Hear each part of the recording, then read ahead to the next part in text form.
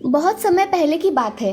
वाडनगर नाम के गांव में दामोदर दास नाम के एक व्यक्ति रहा करते थे। उनकी रेलवे स्टेशन के पास एक चाय की दुकान थी। दामोदर दास एक बहुत ही साधारण और गरीब इंसान थे। चाय के छोटे से बिजनेस से उनका गुजारा हुआ करता था। दामोदर दास जी को 6 बच्चे थे। सभी बच्चे कभी कभी अपने पिताजी की मदद करने चाय की दुकान पर जाते थे, लेकिन उनमें नरेंद्र हमेशा अपने पिताजी की मदद करने स्टेशन पर जाता था। नरेंद्र चाय की किटली उठाता और प्लेटफॉर्म पर लोगों को चाय बेचता था। नरेंद्र को किताबों से बहुत लगाव था। वो जो भी किताब मिले उसे पढ़ लिया करता था। धीरे धीरे नरेंद्र बड़ा होने लगा। कुछ दिनों बाद दामोदर ने नरेंद्र को आगे की पढ़ाई के लिए उसके भाई के यहाँ अहमदाबाद भेज दिया। दामोदर के भाई की भी अहमदाबाद में चाय की दुकान थी। अब नरेंद्र अपनी आगे की पढ़ाई करने के लिए अपने चाचा के यहाँ अहमदाबाद आ गए थे। नरेंद्र का स्कूल उनके चाचा के दुकान के सामने ही था, इसीलिए वो सुबह दुकान पर जाकर चाय बेचते थे और दोपहर को स्कूल में जाते थे।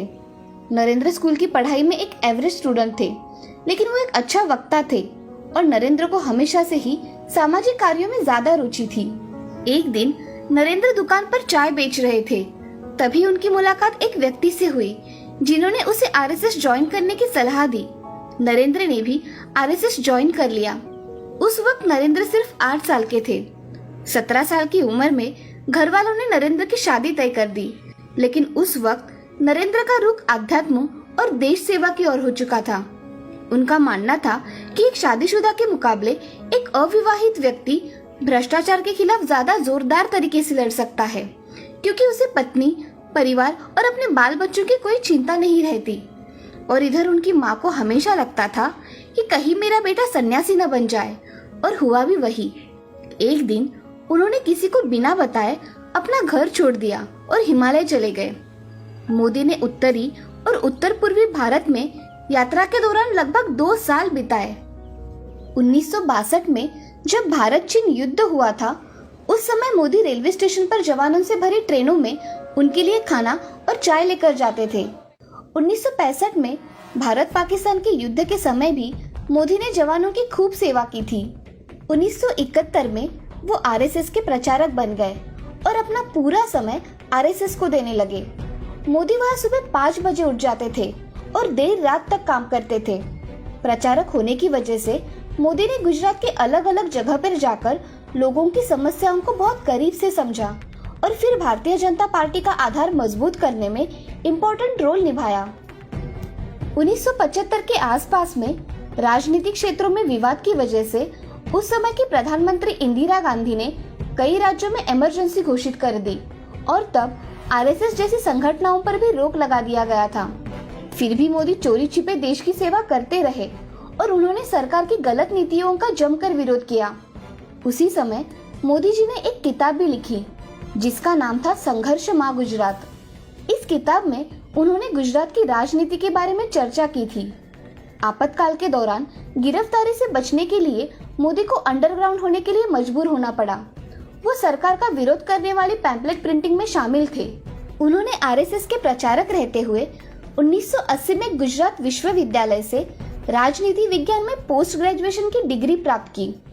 आरएसएस के बेहतरीन काम को देखते हुए उन्हें भाजपा में नियुक्त किया गया, जहां उन्होंने 1990 में अडवाणी जी के अयोध्या यात्रा का भव्य आयोजन किया, जिससे भाजपा के सारे वरिष्ठ नेता उनसे बहुत प्रभावित हुए।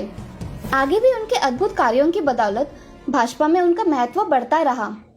आखिरकार उनकी मेहनत रंग लाई और उनकी पार्टी ने गुजरात में 1995 में विधानसभा चुनाव में बहुमत में अपनी सरकार बना ली और केशुभाई पटेल को गुजरात का मुख्यमंत्री बना दिया और नरेंद्र मोदी को दिल्ली बुलाकर भाजपा संगठन के लिए उन्हें केंद्रीय मंत्री की रिस्पॉन्सिबिलिटी दी गई। मोदी जी ने इस रिस्पॉन्सिबिलिटी को बहुत ही बखूबी निभाया। 2001 में केशुभाई पटेल की सेहत खराब होने लगी थी और गुजरात चुनाव में भाजपा कई सीटें भी हार रही थी। इसके बाद भारतीय जनता पार्टी ने अक्टूबर 2001 में केशुभाई पटेल की जगह नरेंद्र मोदी को गुजरात के मुख्यमंत्री की कमान सौंपी। नरेंद्र मोदी ने मुख्यमंत्री का अपना पहला कार्यकाल 7 अक्टूबर 2001 से शुरू किया। इसके बाद मोदी ने राजकोट विधानसभा चुनाव लड़ा, जिसमें उन्होंने कांग्रेस पार्टी के अश्विन मेहता को बहुत बड़े अंतर से मात दे दी।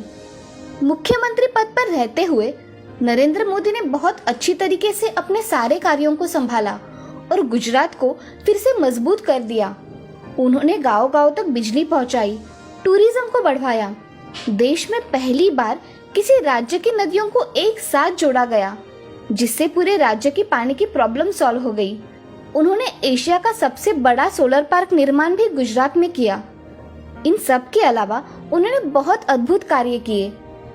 देखते ही देखते उन्होंने गुजरात को भारत का एक बेहतरीन राज्य बना दिया और वो खुद गुजरात के सबसे बेहतरीन मुख्यमंत्री बन गए। लेकिन उसी बीच गुजरात के गोधरा कांड से नरेंद्र मोदी का नाम जोड़ा गया और कांग्रेस सहित अन्य विपक्षी दलों ने उनके इस्तीफे की मांग की। दोस्तों, गोधरा कांड में 27 फरवरी 2002 को गुजरात के गोधरा नाम के शहर में रेलवे स्टेशन पर साबरमती ट्रेन के F6 कोच में आग लगाए जाने के बाद 59 लोगों की मौत हो गई थी, जिसके बाद पूरे गुजरात में सांप्रदायिक दंगे होना शुरू हो गए थे और फिर 28 फरवरी 2002 को गुजरात के कई इलाकों में दंगा बहुत ज्यादा भड़क गया, जिसमें 1200 से अधिक लोग मारे गए। इसके बाद इस घटना की जांच के लिए उच्चतम न्यायालय ने एक विशेष जांच दल बनाया और फिर दिसंबर 2010 में जांच दल की रिपोर्ट के आधार पर फैसला सुनाया कि इन दंगों में नरेंद्र मोदी के खिलाफ कोई ठोस सबूत नहीं मिला। नरेंद्र मोदी ने गुजरात में भी कई ऐसे हिंदू मंदिरों को ध्वस्त कराने में थोड़ा सा भी नहीं सोचा जो सरकारी कानूनों कायदों के मुताबिक नहीं बने थे। हालांकि इसके लिए उन्हें विश्व हिंदू परिषद जैसे संगठनों का भी विरोध झेलना पड़ा, लेकिन उन्होंने उसकी थोड़ी सी भी परवाह नहीं की और देश के लिए जो सही था उसी काम को करते रहे। उनके अच्छे डिसीजंस और कार्यों की वजह से गुजरात के लोगों ने मोदी जी को 4 बार लगातार अपना मुख्यमंत्री बनाया। गुजरात में मोदी की सफलता देखकर बीजेपी के सीनियर नेताओं ने मोदी को 2014 के लोकसभा चुनाव का प्रधानमंत्री उम्मीदवार घोषित किया, जिसके बाद मोदी ने पूरे भारत में जाकर बहुत सारी रैलियां की और लाखों लोगों तक अपनी बात रखी। मोदी जी के अद्भुत विकासशील कार्य, उनके प्रेरणादायक भाषण, देश के लिए उनका प्यार और उनकी सकारात्मक सोच की वजह से उनकी पार्टी को देश की जनता ने भारी मात्रा में वोट किया और भारतीय लोकतंत्र के इतिहास में एक बहुत बड़ा बदलाव आया। भाजपा अकेले संपूर्ण बहुमत से जीत कर आई। इस जीत की कामयाबी का सेहरा नरेंद्र मोदी के सर पर बांधा जा रहा था। इस यादगार शाम का लोग गवाह बन रहे थे। भारतीय लोकतंत्र के इतिहास में ये दिन एक अहम घटनाओं में शामिल हो गया और 26 मई 2014 में नरेंद्र मोदी ने प्रधानमंत्री पद की शपथ ली। मैं नरेंद्र दामोदर दास मोदी ईश्वर की शपथ लेता हूँ कि मैं विधि द्वारा स्थापित भारत के संविधान के प्रति सच्ची श्रद्धा और निष्ठा रखूंगा। मैं भारत की प्रभुता और अखंडता अक्षुण्ण रखूंगा। मैं संघ के प्रधानमंत्री के रूप में अपने कर्तव्यों का श्रद्धा पूर्वक और शुद्ध अंतःकरण से निर्वहन करूंगा तथा मैं भय या पक्षपात, अनुराग या द्वेष के बिना सभी प्रकार के लोगों के प्रति संविधान और विधि के अनुसार न्याय करूंगा।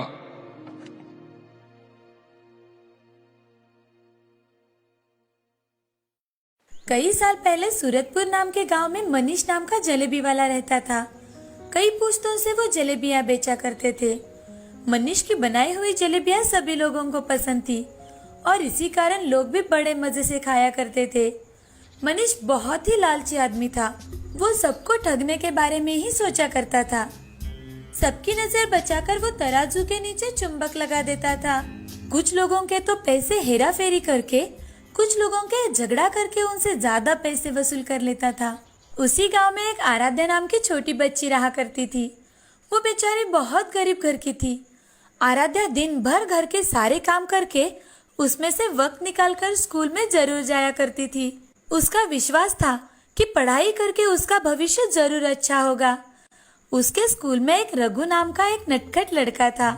वो हमेशा आराध्या को परेशान करता था और उसे हमेशा रुलाता था। एक दिन आराध्या रास्ते से चल के जा रही थी, तभी रघु पीछे से साइकिल पर आया और जानबूझकर आराध्या से टकराया। आराध्या साइकिल का धक्का लगने की वजह से नीचे सड़क पर गिर गई। तभी रघु ने आराध्या से कहा, क्यों रे आराध्या, बड़ी मैडम की तरह रास्ते के बीचों बीच चल रही है। घंटी बजाने पर भी बाजू नहीं हटती हो। तुम क्या बहरी हो? रघु के ऐसे कहते ही आराध्या बहुत चिढ़ जाती है। आराध्या चिढ़कर रघु से, तुमने बेल कहाँ बजाई थी? झूठ मत बोलो। वैसे भी तुम मुझे हमेशा सताते रहते हो। अगर तुमने फिर से ऐसा किया तो मैं हेडमास्टर जी से तुम्हारी शिकायत कर दूंगी। अरे जा जा, तुम्हें जिसको मेरा नाम बताना है बता दो, मुझे कोई फर्क नहीं पड़ता। स्कूल तो मेरे दादाजी ने बनवाया है और तुम्हें पता है मेरे पिताजी कौन है? जाओ तुम हेडमास्टर जी से कंप्लेंट करो। रघु आराध्या को फटकारते हुए वहाँ से चला जाता है। तभी आराध्या चुपचाप घर चली जाती है। एक दिन आराध्या अपनी माँ से, माँ, स्कूल के पास सब लोग कुछ न कुछ खरीद कर खाते हैं। मुझे भी खाने का मन करता है, मगर आपके पास पैसे नहीं है ना, इसीलिए आपसे मांगने के लिए सोचती हूँ। आराध्या की बातें सुन उसकी माँ सुमति आराध्या से, हे भगवान, मेरी गरीबी के कारण मेरी बच्ची मुझसे कुछ मांगने के लिए भी सोचती है। ऐसी परिस्थिति किसी माँ पर ना आए। ये 10 रुपए लो और इससे तुम्हें जो मन में आए वो खा लेना।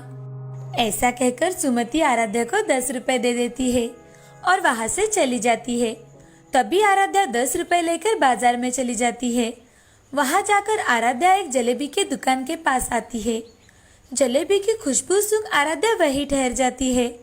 मनीष दुकान पर गर्मा गर्म जलेबी बना रहा था। गर्मा गर्म जलेबियों की खुशबू सूंघ आराध्या के मुंह में पानी आ गया। आराध्या वहीं खड़ी रह जाती है। तभी मनीष आराध्या से, अरे क्या चाहिए बेटी तुम्हें? गर्मा गर्म जलेबी दूं क्या? आपकी जलेबियों की खुशबू बहुत अच्छी है। जलेबियाँ कैसे दे रहे हो चाचा? तभी मनीष आराध्या से, 1 किलो 240 की, आधा किलो 120 और 1 पाव 60 रुपए की, 10 रुपए की एक जलेबी। जलेबी के भाव देखकर आराध्या मन ही मन, बाप रे, यहाँ तो 10 रुपए की एक ही जलेबी मिल रही है। इस जलेबी से मेरा पेट तो नहीं भरेगा। ऐसा करती हूँ कि ये पैसे लेकर अपनी माँ को दे देती हूँ। माँ ने कितनी मेहनत से रुपए कमाए हुए हैं। ऐसा सोचकर आराध्या वहाँ से जाने लगती है। तभी मनीष आराध्या से, बताओ बेटी तुम्हें कितनी जलेबी दूं? मुझे जलेबी नहीं चाहिए चाचा, मैं तो सिर्फ देखने आई थी। अभी के अभी मुझे 10 रुपए दो, नहीं तो मैं तुम्हें यहाँ बांध कर रखूंगा। उसकी बातें सुन आराध्या बहुत डर जाती है और आराध्या मनीष से, चाचा, मैंने आपके दुकान से कुछ भी नहीं लिया और मैं आपको किस चीज के पैसे दे दूं? तुम कब से मेरे दुकान के सामने खड़ी होकर जलेबियों की खुशबू ले रही हो और मुझसे ही कह रही हो? मेरे जलेबियों की खुशबू लेने के भी पैसे लगते हैं, समझी? मैं कहाँ से दूं चाचा, मैं बहुत गरीब हूँ। अरे मुझे उससे क्या मतलब, मुझे मेरे पैसे चाहिए, वरना तुम यहाँ से नहीं जा सकती।